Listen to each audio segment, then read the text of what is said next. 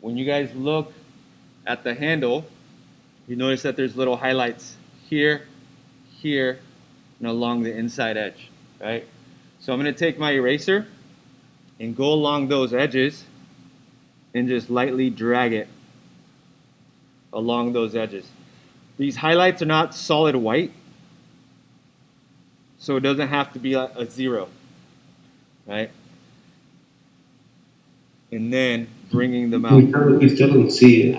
Sorry, I forgot to share my screen.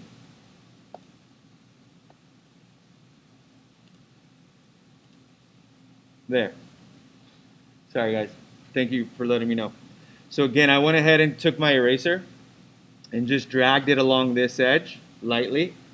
And in here, not up here because it's not there. You don't see that highlight. Hold on. All right. Now you guys should be able to see it at home. So this highlight here, I didn't go through there because it doesn't have it up here, right? And then it has it on this edge. So I'm going to take my eraser now again, drag it along that edge, right? And in there. Okay, but don't leave it like that. We need to blend those little edges that it has, okay, with the stump or the Q-tip. Just blend that little edge so it's not so obvious.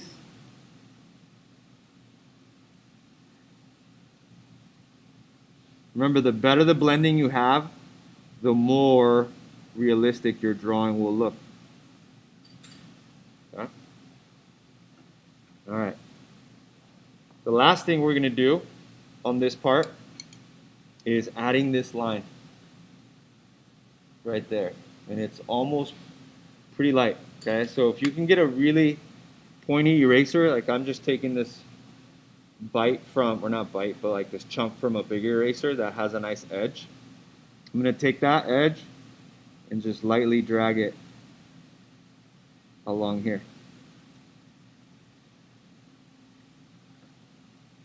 And that line, this line here is this one here. I'm just going to make it a little less noticeable because it's way thinner. Okay. All right. Let's keep going. So now the inside, the thickness, right? This is a 6.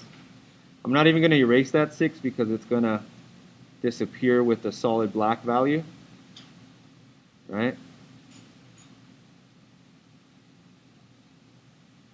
It's pretty dark.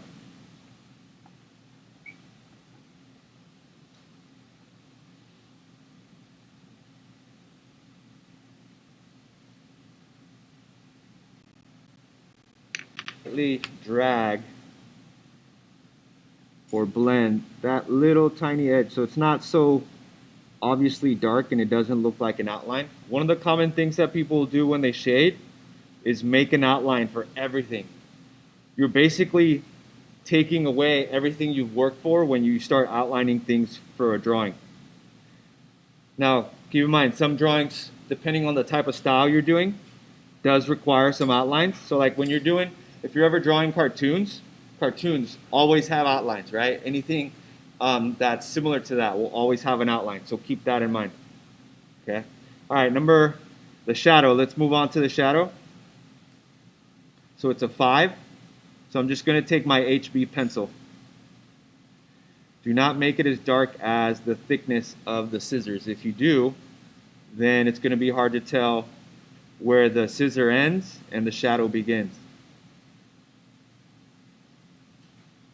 So in this case, our goal is to make our drawing look as realistic as possible, right? So therefore, if you add outlines, you're basically starting to turn it into a cartoon, right? My goal for this is to teach you guys how to make it look as realistic as possible with just shading using pencils and blending tools, right? All right, so now I'm going to take the stump and start to blend everything I just put in there.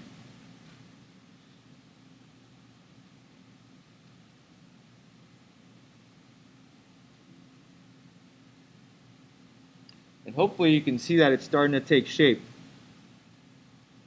when we compare it to the actual pair of scissors that's sitting in front of me. So even though I just blended this dark area of the shadow, I need to go back and still add more pencil because it kind of made it lighter.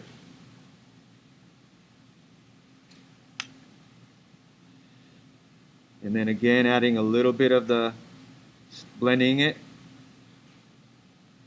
Okay, so it should look something like this right now. All right, let's move. I'm going to erase the numbers really quick. And I'm going to start with the HB pencil actually. So this is supposed to be a 5.6. Be careful not to make it exactly the same as the top that we shaded, or else you're not going to tell that this is the thickness of the handles.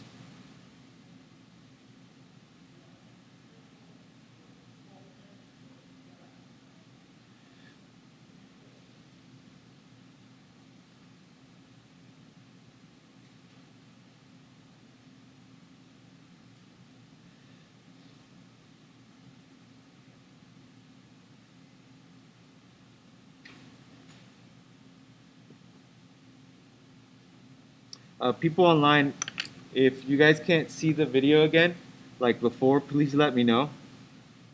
Sometimes the computer will crash, or the program will crash that I'm using, just because this computer is older. Alright, so I'm just making my way along the thickness of the handle and shading depending on what numbers I put down. Right?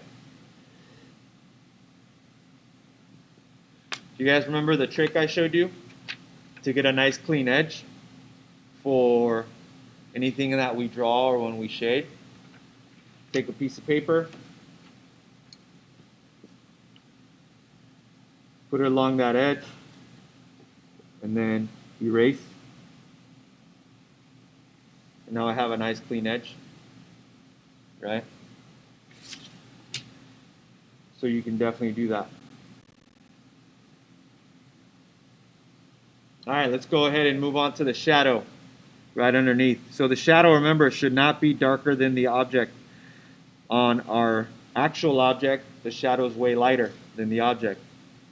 So I'm just going to take my HB pencil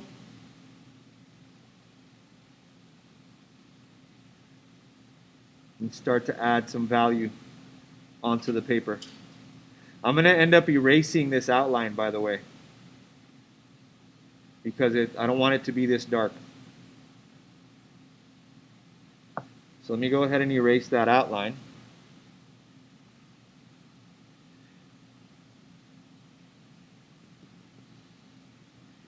I mean, the shadow does have a little bit of an outline, but it's not that dark. So I want to make it subtle. And this is where people at home, you might be able to use a tissue paper to cover more ground. Or still use your Q-tip. Be mindful of how much pressure you're applying. If you apply too much, it'll get too dark like it did right here for me in this dark area.